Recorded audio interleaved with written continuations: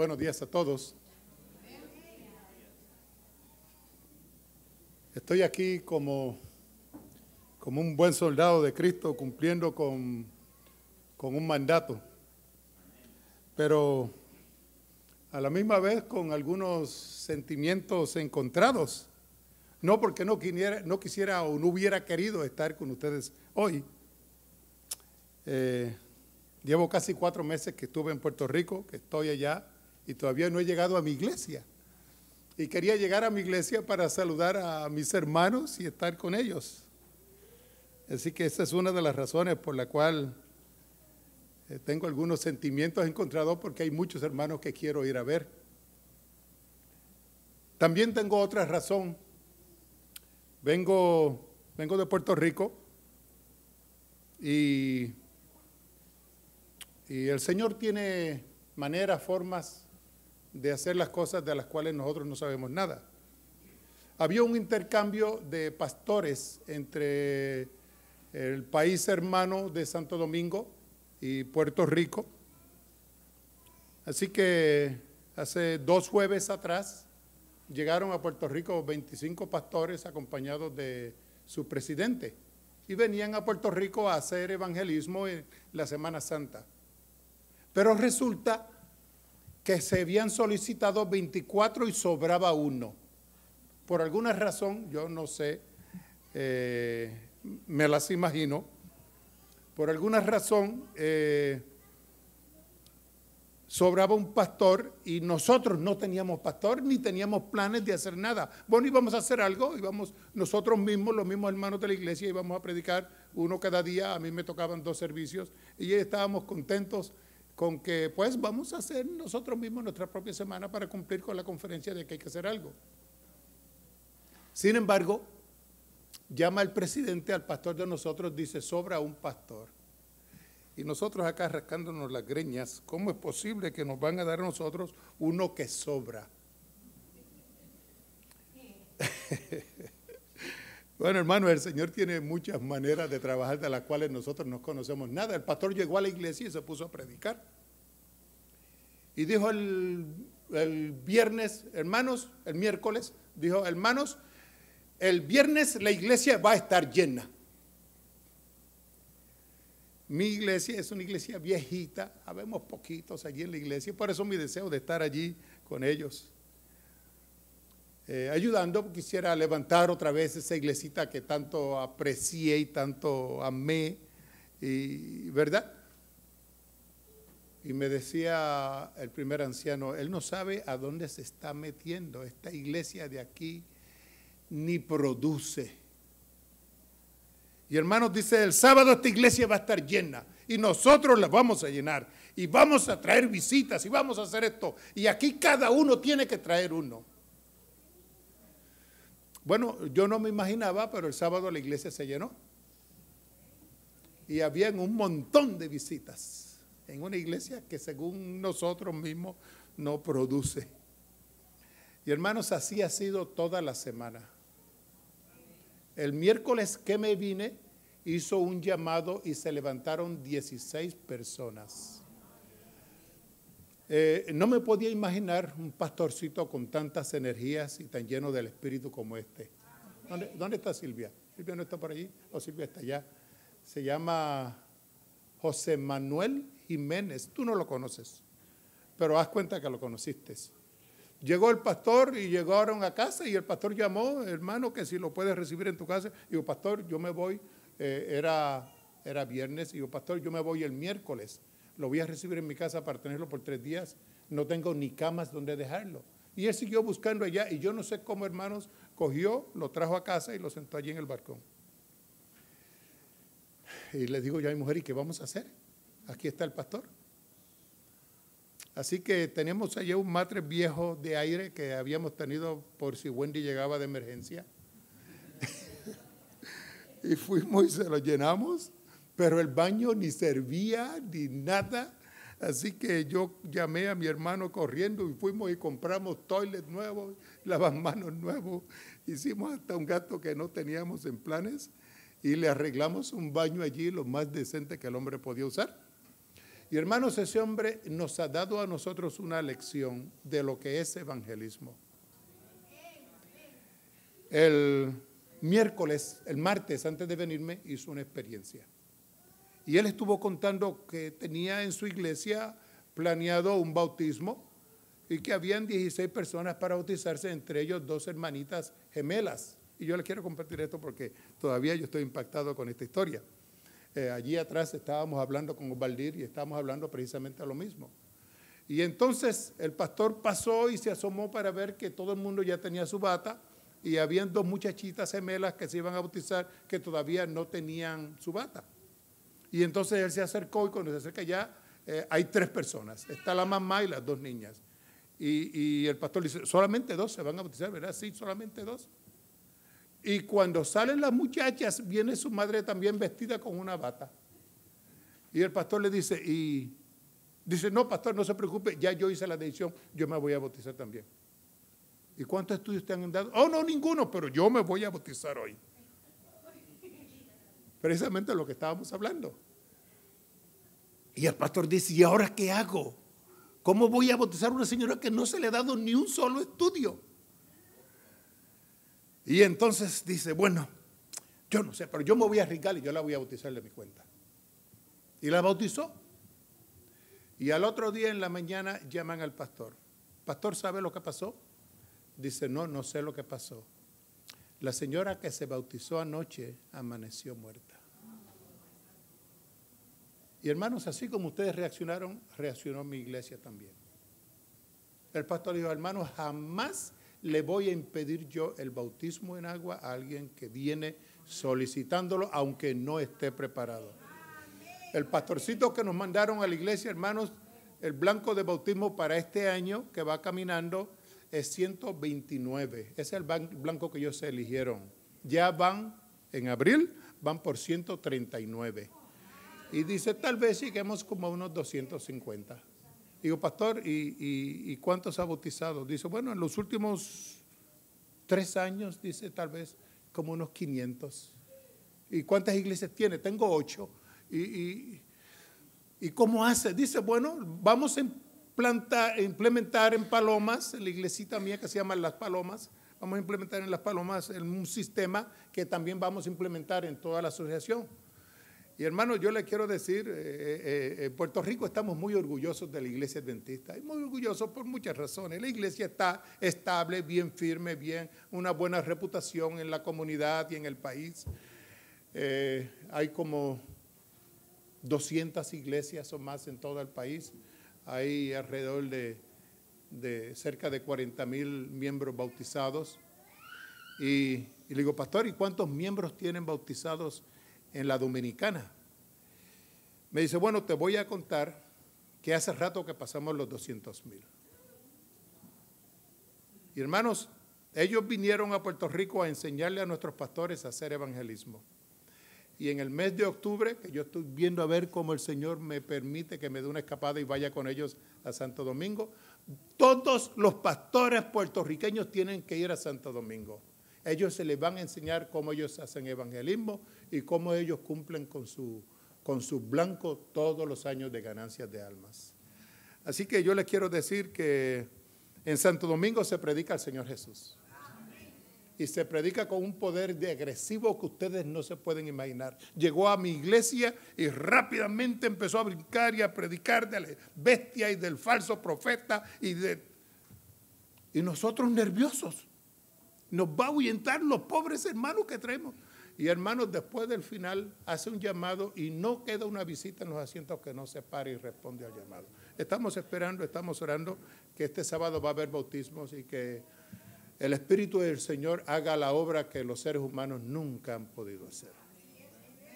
Que el Señor nos use y nos prepare, nos habilite, porque tenemos que hacer evangelismo y testificación. Vamos a lo que vinimos. Valir me dijo que tenía todo el tiempo necesario. Estoy un poquito nervioso hace rato porque estoy mirando el reloj y ya veo que se pasaron las 12. Vamos al libro de San Mateo, el capítulo 22. Era la última semana de Cristo en la tierra antes de su muerte y su resurrección. Sus palabras eran bien calculadas. quería enseñar a los discípulos algo muy especial. Estaba dándole a la iglesia las últimas instrucciones antes de irse al cielo. Con mucho cuidado había evitado toda demostración popular que les recomendara a él como el Mesías. Sin embargo, ya casi acabándose su tiempo en la tierra, el domingo antes de su muerte, pareció cambiar de iniciativa. Ahora le estaba recomendando a los discípulos que hicieran lo que él mismo nunca les había permitido. En el libro de San Mateo capítulo 21, verso 2, no lo tienen que buscar, le dice: vayan a la aldea que tienen enfrente y allí mismo encontrarán una burra atada y un burrito con ella, desátenlo y tráiganmelo. Y yo me puedo imaginar a los discípulos tomando ánimo, sintiéndose mejor, porque finalmente Cristo se va a declarar el nuevo Rey de Israel. Pronto Cristo sería sentado, según los planes de los discípulos, en el trono de David, y esos odiosos romanos derrocados, derrotados, echados para siempre de su presencia. Vayamos al libro de San Mateo, el capítulo 22, versos del 1 al 3. Jesús volvió a hablarles en parábolas y les dijo: el reino de los cielos es como un rey que preparó un banquete de bodas para sus hijos. Mandó a sus siervos que llamaran a los invitados, pero estos se negaron a asistir al banquete. Si no lo has notado, te quiero decir que el método de enseñanza por parábolas era un método, un estilo muy acostumbrado del Señor Jesús. Allá en el libro de los Salmos dice que mis labios pronunciarán parábolas y evocarán misterios de antaño. El Señor Jesús tenía esa costumbre. ¿Por qué le gustaba enseñar en parábolas? Un día los discípulos lo llamaron aparte y le preguntaron: Señor, ¿por qué te gusta a ti enseñar en parábolas? En San Marcos capítulo 4, versículo 11, Jesús les da la respuesta: a ustedes se les ha revelado el secreto del reino de Dios, pero a los de afuera todo les llega por medio de parábolas. ¿Por qué enseñaba Jesús por parábolas? Jesús enseñaba por parábolas porque quería revelar verdades y misterios del reino de los cielos. Quería revelar verdades y misterios ocultos debido a la tradición de los hombres por mucho tiempo. Enseñaba por parábolas porque mientras les revelaba a la iglesia, le ocultaba a los de afuera. Para los de afuera solamente le parecía historias bonitas y agradables. Sin embargo, encerradas en esas palabras habían verdades de significados y de valor eterno. El versículo dice, San Marcos 4:12, otra vez le contesta: para que muchos que vean no perciban y muchos que oigan no entiendan. Viendo ven, dice San Mateo. Oyendo, ¿qué cosa? No oyen. Viendo no ven, oyendo no oyen. Debe haber un deseo intencional y sincero de parte del estudiante de la verdad para que pueda alcanzar a discernir y a entender las verdades del reino. El verdadero conocimiento de la palabra de Dios no nos llega por casualidad. Es diseño, está planeado, intencionalmente Dios lo hace. Quiere alcanzar al mundo con su evangelio, como dijo mi esposa en la lección, con las buenas noticias, con las buenas nuevas de salvación. Vuelvo otra vez a salirme de San Mateo 22, pero vuelvo a San Mateo 22. Primera de Corintios capítulo 2, versos del 1 al 5. Yo mismo, hermanos, le dice, cuando fui a anunciaros el testimonio de Dios, no lo hice con gran elocuencia o sabiduría. ¿Podía el apóstol hablar con elocuencia? Sí. ¿Podía hablar con mucha sabiduría humana? Bueno, había sido educado a los pies de los mejores maestros de su época. Así que me parece que por lo menos estaba cualificado por la educación que traía. 1 Corintios capítulo 2, versículo 2.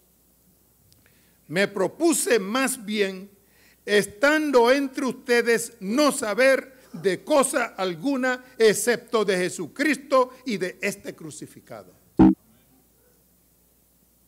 Me presenté ante ustedes con tanta debilidad que temblaba de miedo. Y yo me pregunto, pero ¿cómo es posible que un hombre tan elocuente, tan preparado, tan educado, venga temblando de miedo a presentar el Evangelio? Bueno, Billy Graham decía que si un predicador se presenta al Señor y no viene temblando, viene confiando en sí mismo. Por eso dijo San Pablo, me presenté a ustedes con tanta debilidad que temblaba de miedo. Estoy leyendo versión nueva internacional. No les hablé ni les prediqué con palabras sabias y elocuentes, sino con demostración del poder del Espíritu, para que la fe de ustedes no dependiera de la sabiduría humana, sino del poder de Dios. Y como depende del poder de Dios, Cristo les hablaba parábolas y los de afuera les parecía historias muy interesantes, pero no les sacaban ningún provecho.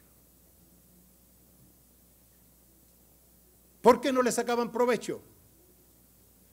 No le sacaban provecho porque el hombre natural, el hombre que no es iluminado por el Espíritu, o sea, el hombre carnal, no tiene la capacidad necesaria para recibir, percibir o entender las cosas que son del Espíritu de Dios. No las puede entender, le son locura. Vuelvo y digo, estamos hablando de los de afuera. Volvamos a San Mateo, el capítulo 22. Allí vamos a pasar mayormente el tiempo que nos queda en esta mañana, así que si alguno puede poner una marquita, haría muy bien.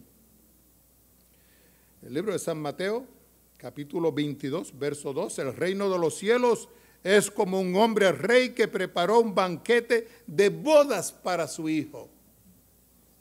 Un banquete de bodas. Palabras de vida del gran maestro, página 249. El casamiento representa la unión de la humanidad con la divinidad. ¿Qué representa el casamiento? La unión de la humanidad con la divinidad. O sea, como decimos aquí en Estados Unidos, una persona que es born again, una persona que es renacida del Espíritu. Un cristiano, una persona que se supone, que esperamos, que confiamos que haya conocido a Dios y le haya aceptado en su vida, y el poder de Dios entre a su vida y lo comience a cambiar. Así que el casamiento representa la unión de la humanidad con la divinidad, y el vestido de bodas representa el carácter que todos debemos poseer para ser tenidos por dignos convidados a la boda. ¿Cuál es el traje de boda? Es el carácter. El traje de bodas es el carácter que tú y yo tenemos que poseer si queremos ir al banquete que el Señor tiene preparado. ¿Quieres ir? Yo espero que sí. Yo espero que el Señor Jesús haya comenzado ese cambio que ha deseado por tanto tiempo en nuestras vidas.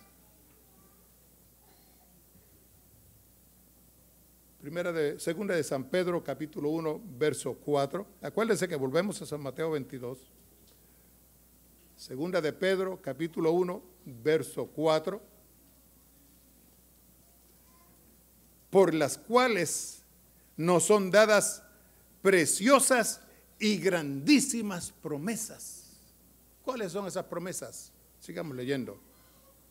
Para que por ellas fueseis hechos participantes de la naturaleza divina.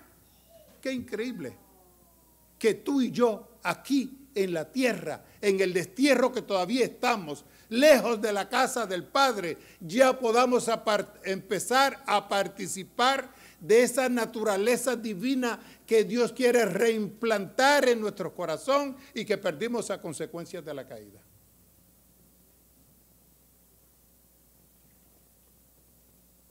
El vestido de boda que representa, el vestido de boda representa el carácter que todos debemos poseer. Camino a Cristo, página 115. Los cristianos somos como portaluces en el camino al cielo. Allí en mi lección se volvió una discusión muy interesante. Osvalí quería que yo estuviera en la clase de él y yo hubiera querido estar en las dos. Pero en mi clase había una discusión muy interesante. Mi esposa dijo que nosotros debíamos tener un carácter que nos representara, ¿verdad? Y la hermana, bueno, no voy a decir el nombre para que no vaya a pensar que era Silvia, pero ella dijo que ya es tiempo de que dejemos esa pasividad, estar predicando, ¿verdad?, solamente con nuestro carácter o con nuestro ejemplo, y ya debemos empezar a predicar. ¿Con qué cosa, Silvia? Con palabras. Y hermano, yo quiero decir que el cristiano que predica con palabras también tiene que predicar con un carácter semejante. Porque si no tiene un carácter semejante al de Cristo, las palabras son perdidas. Así es que tenemos que ser agresivos en el Evangelio, pero tenemos que también ser agresivos en nuestra semejanza al modelo divino. Los cristianos son como portaluces en el camino al cielo. Camino a Cristo, página 115, continuó. Tienen que reflejar sobre el mundo la luz de Cristo que brillará sobre ellos. Su vida y su carácter deben ser tales que por ellos adquieran otros una idea justa de Cristo y de su servicio. El lunes estaba sentado en mi casa y estaba allí en el balcón disfrutando la brisa tan suave y tan bonita de esta estación en Puerto Rico. Y llegó un muchachito y había venido otras veces y mi hermano le había dicho: cuando tengas hambre vienes aquí. No pases hambre. Tengas hambre, vienes aquí. Si no hay, yo le digo a mi esposa que te prepare. Y llegó y me dice, ¿está Benjamín? Y yo le digo, no está, salió, viene como a las 3. Oh, me dice, porque tenía hambre. Y yo pensé, ya nos vamos, no hay nada de comer en la casa, ¿qué le voy a dar? Y entonces el muchacho se viró y se fue. Y a mala hora le comento a mi esposa. Me dice, ¿cómo lo dejaste ir? ¿Y qué quieres que haga? ¿Que lo vayas a buscar? Así que me levanto en mi carro y doy una vuelta como de 20 minutos por toda aquella hora buscándole y no encuentro al muchacho. Y ahora sí comienzo yo a sentirme mal. Y digo, ¿qué cosas, que venga a mi casa y me pida de comer y yo no le doy? Me parece que me va a pasar como dice en San Mateo 25. ¿Cuántas veces vine a ti con hambre y no me diste de comer? Y hermanos, la cabeza ya me parecía que me iba a explotar. Y entonces lo busqué por todas partes y no lo encontré. Dijo, bueno, déjame llamar a mi hermano, a lo mejor él sabe para dónde se metió o en qué carro anda. Y lo llamo y me dice, ve a tal casa que allí lo vas a encontrar. La casa de una prima de nosotros que vivía cerquita. Así que paso por allá y lo miro y el muchacho de allá lejos me hace. Digo, ven acá, ven acá. Le digo, mira, que no te invité a comer, pero mi esposa quiere que sí vayas. Llegamos a casa y lo pusimos bien. Pero hermanos, tenemos que reflejar el carácter de Cristo. Tenemos que aprender del modelo divino. Tenemos que mirar a Jesús para que aprendamos cómo tú y yo cumplimos con el deber cristiano. San Mateo capítulo 22, el verso 3. Y envió sus siervos para que llamasen a los llamados a la boda, mas no quisieron venir. Y yo te pregunto a ti en esta mañana, ¿por qué los invitados a las bodas no quisieron venir. Bueno, no me contestes, yo te la voy a contestar para ayudarte a hacértela más fácil. Los invitados a la boda no quisieron venir porque no querían ponerse el traje provisto por el rey. Los invitados a las bodas no quisieron venir porque no querían ponerse el traje provisto por el rey. ¿Cuál era el traje, hermanito? Es el carácter de Cristo. Y muy desemejantes al modelo que eran. El problema no era casarse con el novio, estaban dispuestos a casarse. El problema era el traje de bodas. Queremos escoger nosotros el traje que nos vamos a poner. Ese traje tan sencillo, pasado de moda, no es el que nosotros queremos. Así dijeron, así de sencillo. Palabras de vida del Gran Maestro, página 252. El vestido de bodas de la parábola representa el carácter puro y sin mancha que poseerán los verdaderos seguidores de Cristo. A la iglesia le fue dado que se vista de lino fino, limpio y brillante, y que no tuviese mancha, ni arruga, ni cosa semejante. El lino fino, dice las Escrituras, son las justificaciones de los santos. Es la justicia de Cristo, su propio carácter sin mancha, que por la fe se imparte a todos los que reciben a Cristo como Salvador personal. ¿No has oído por allí a muchos predicar? No, la ley nadie la puede guardar. Y hermanos, qué bien tuerce Satanás las Escrituras, qué bien las emplea para engañar al mundo. Nosotros jamás podremos guardar los 10 mandamientos en la carne. Pero cuando somos guiados por el Espíritu, hermanos, Dios puede hacer maravillas con nuestra vida. Comienza a cambiar lo que está áspero y duro en nuestras vidas. San Mateo 22, verso 3 en adelante. Y envió a sus siervos para que llamasen a los llamados a las bodas, mas no quisieron venir. Con ese traje, dijeron ellos, con ese traje no nos vamos a casar. Con otro traje sí, pero con ese no. Volvió a enviar a otros siervos diciendo, decid a los llamados, he aquí mi comida he aparejado, mis toros y animales engordados son muertos y todo está prevenido, venid a las bodas. Verso 5, mas ellos no se cuidaron y se fueron unos a su labranza, otros a sus negocios y otros tomando a sus siervos los afrentaron y los mataron. Wow. Con ese traje no se podían casar.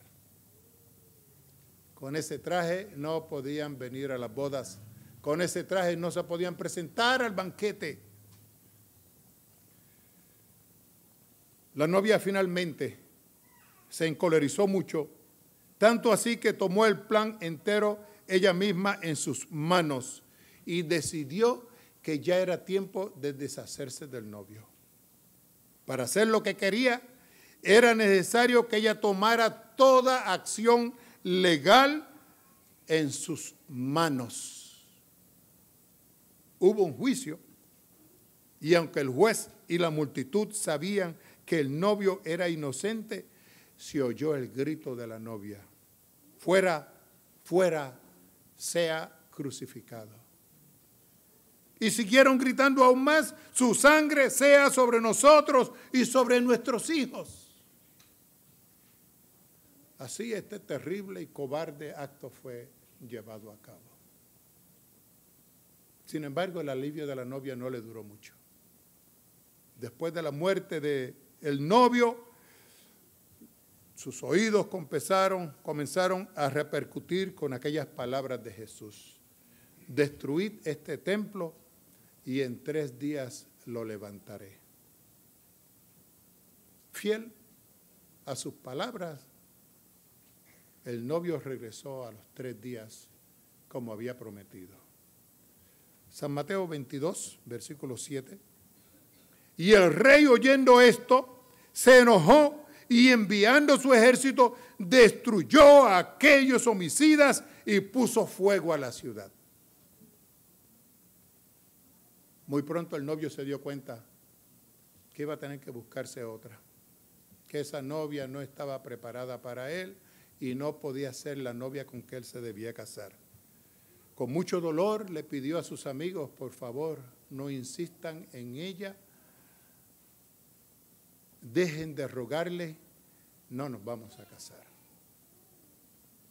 Le dijo que fueran por todas partes a buscar otra novia y que ésta debía estar dispuesta a usar el vestido de boda que había sido provisto por el rey.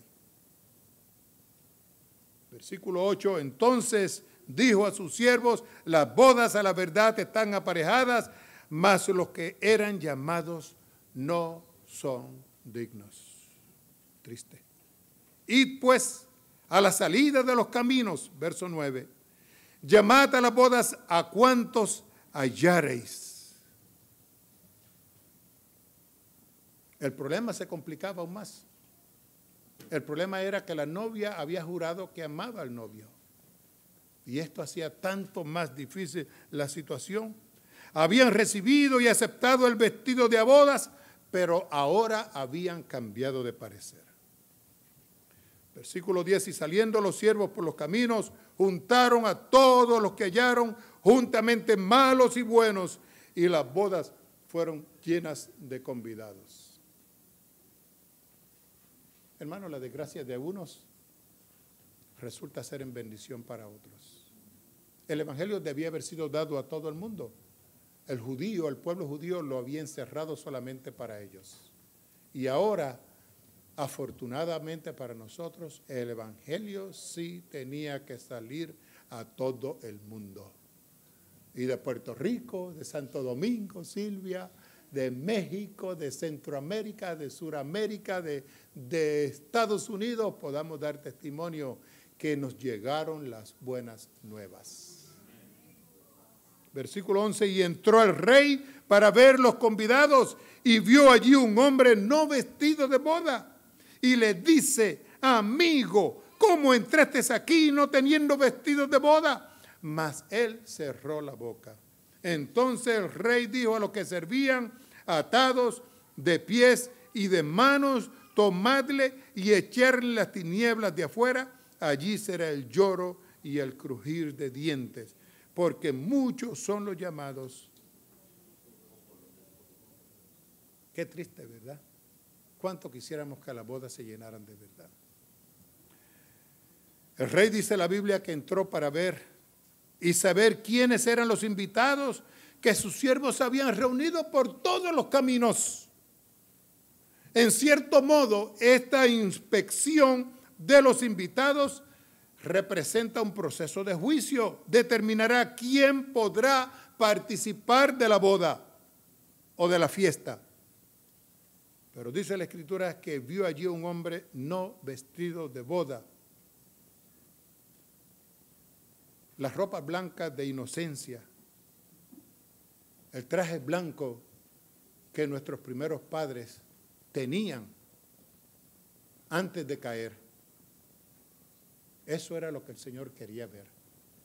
Quería ver que todos teníamos ese traje blanco de inocencia. Cuando nuestros primeros padres fueron criados, dice la Biblia en Salmo 5:8, que les envolvía, ¿verdad?, un manto de suave luz. Dice allí, les has hecho poco menor que los ángeles y coronástelos de gloria y de lustre. Me gustó más esta versión antigua. Estaban coronados de gloria y de lustre. Una luz les cubría, les envolvía. No necesitaban otro traje. Esta gloria, era un símbolo de las vestiduras espirituales. Y si ellos hubieran permanecido fieles a Dios, habría sido suyo para siempre este traje de gloria. Pero cuando el pecado entró a la tierra, esta gloria los abandonó. Desnudos y avergonzados, ahora procuraron su propio manto. Y dice la Biblia que se cosieron un traje de ¿qué cosa? De hojas. ¡Qué tontos! Pensaban que el traje de hojas de higuera los podía ser apropiados para estar en la presencia de Dios. Que tal vez Dios, en su amor infinito, no se daría cuenta de que habían perdido su traje de inocencia.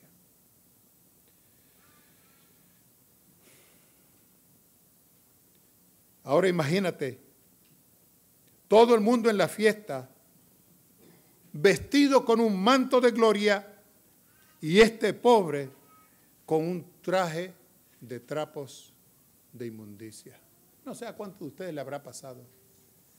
En una ocasión iba a coger unas clases de mecánica a un colegio técnico por aquí cerca. Y pues vamos a tomar clases de mecánica. Tú te pones la ropa de mecánica, la ropa común. Al fin y al cabo allí vamos a estar bregando con grasa y con carros y con tonterías.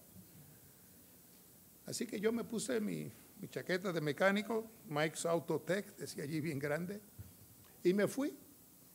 Y cuando llego a la entrada le pregunto a la señorita, ¿cuál es el salón de las clases de mecánica tal?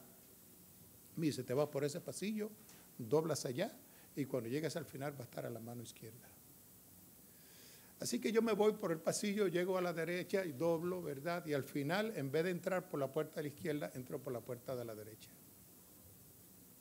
Y qué lindo, todos bien vestidos, tomando clases de computadoras, y yo me asomo con mi ropa toda llena de grasa. Y yo miraba para todos lados y digo, ¿qué digo? ¿Doy reversa? Pregunto. Y nadie hablaba, todo el mundo me miraba y se reía. Y yo le decía, tierra, trágame. Y la tierra no me tragaba, y ya trágame ahora trágame tierra, por favor. Finalmente di reversa, abrí la puerta y me salí otra vez. Qué extraño entrar a un lugar y no estar vestido apropiado. Y le dijo, amigo, ¿cómo entraste aquí no teniendo el vestido de boda? Note por favor que el rey se acerca al invitado y con toda cortesía todavía le da una oportunidad de explicar la equivocación. El rey lo hubiera disculpado si la carencia del vestido de boda no era su culpa. Si estaba allí, había sido invitado. Si había sido invitado, juntamente con la invitación había recibido el traje. ¿Y por qué viniste no vestidos de boda? Camino a Cristo, página 17. El pecador no podrá ser feliz en la presencia de Dios. Le desagradaría la compañía de los seres santos, y si se le pudiera admitir en el cielo, no hallaría allí placer alguno. ¿Por qué Dios no nos puede llevar al cielo con otro traje? Sería el lugar más infeliz del mundo. Esto sería para él un lugar de tortura. Ansiaría esconderse de la presencia de aquel que es su luz y el centro de su gozo. No es un decreto arbitrario de parte de Dios el que lo excluye del cielo. ¿Por qué Dios nos excluye del cielo si no tenemos el traje preparado por el Hijo de Dios? Hermanos, porque no podríamos disfrutar en ese ambiente. Ese vestido de boda que simboliza la justicia de Cristo es un obsequio del Rey. Cuando aquel dijo que no podíamos ir al cielo, que no podíamos guardar todos los mandamientos de Dios, estaba diciendo parte verdad. Pero Cristo ha hecho provisión para que todo aquel que en Él cree no se pierda, mas tenga vida eterna. ¿Qué provisión ha hecho? Que cuando tú y yo nos presentamos al cielo, tengamos puesto el traje que el Padre hizo para nosotros. Y ese traje no tiene un solo hilo del telar de la tierra. Todo el hilo que compone a ese traje es del telar del cielo. Es la justicia de Cristo, es su carácter perfecto. Y cuando nos acercamos a Cristo, o cuando nos acercamos a Dios, en nombre de Cristo, el Padre no ve a Miguel Esteban Quiñones, ni ve a ninguno de ustedes más. ¿Sabe a quién ve? A Cristo Jesús. Yo te aconsejo que de mí compres oro refinado por el fuego, Apocalipsis 3:18, para que te hagas rico, ropas blancas para que te vistas y cubras la vergüenza de tu desnudez. Hermano, Dios te bendiga en esta mañana. Ojalá y decidas ponerte el traje de bodas. Ojalá y te lo puedas poner ya. Tenemos que ponérnoslos aquí en la tierra. Quería terminar sin leer más, pero tengo una cita que la tengo que compartir.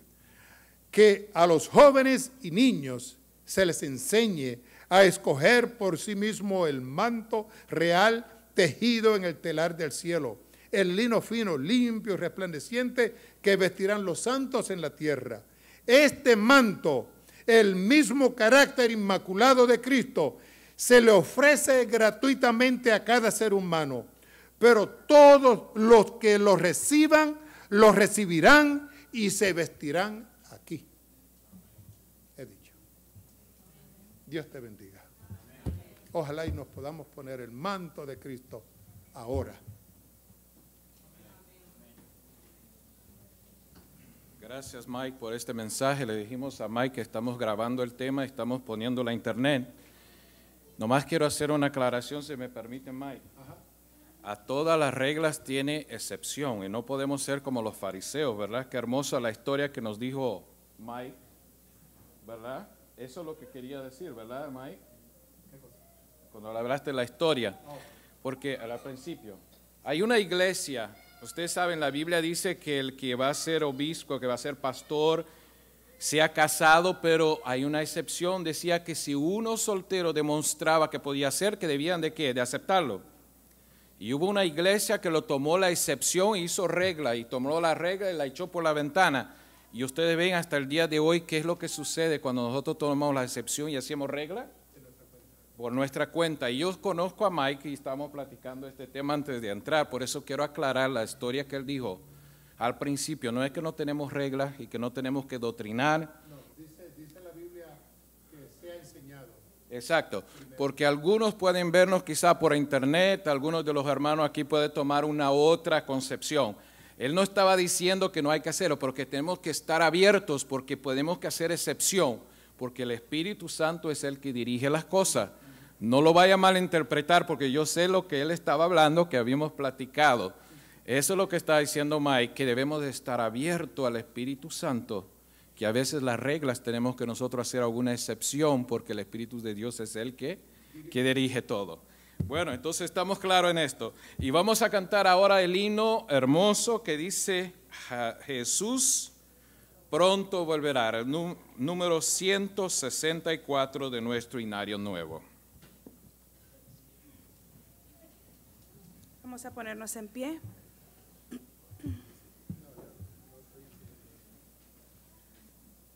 Jesús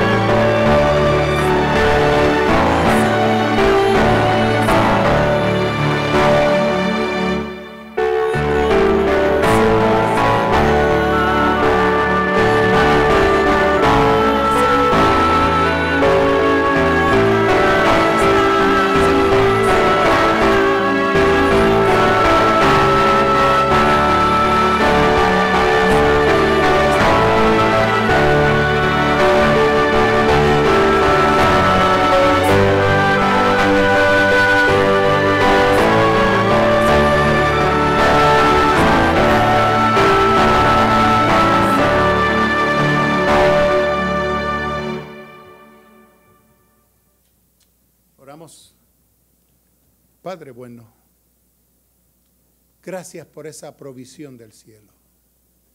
Gracias porque en Cristo Jesús nosotros tenemos no solamente esperanza, sino el consuelo de una vida nueva.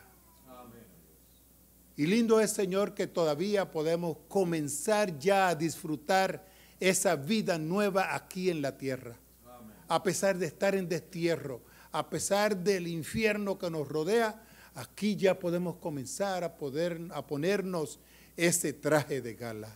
Amén. Señor, permite que su iglesia se ponga pronto ese traje de gala, que podamos anunciarle al mundo las misericordias y las bondades de Cristo Jesús. Amén. Que el mundo pueda entender que Cristo viene pronto, que tenemos que hacer algo ahora antes que sea demasiado tarde. Y cuando tú vengas en gloria, Señor, permítenos a todos, como estamos aquí, y a muchos que nos faltan, estar reunidos, vestidos de gala, para encontrarnos contigo en gloria. Amén. En el nombre de Jesús y por tu gracia. Amén.